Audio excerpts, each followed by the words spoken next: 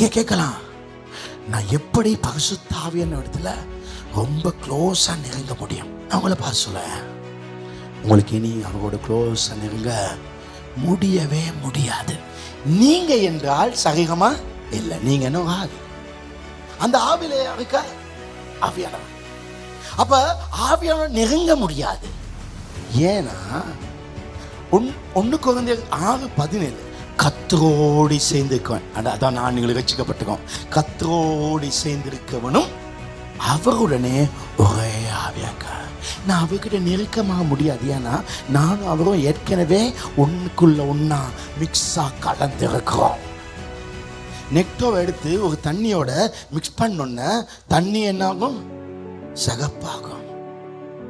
இப்ப தண்ணி கேட்குது, நானும் சிகப்பாகும், நானும் அட ஏற்கனவே நீ சிகப்பாதான் இருக்கா, அது உனக்கு விளங்கல்ல. வல்லமையான ஊழியர்கள் இங்க எழும்ப போறாங்க. ஏன்னா உங்களுக்குள்ள இருக்கிற ஆவியானவர் சாதாரணமானவர் அல்ல, வித்தியாசமானவர். இவ்வளவு பெரிய ஆளை வச்சு நீ எவ்வளவு அசாதாரணமான சாத்தியமான வாழ்க்கை வாழணும். நீங்க கேட்கலாம், ஆவியானவர் இடத்துல ஆவியானவர் என்கிட்ட எப்படி அழைப்பது? அவர் அழைக்க அவர் உன்னை விட்டு போகவில்லையே, உன்னோட தானே இருக்காரு.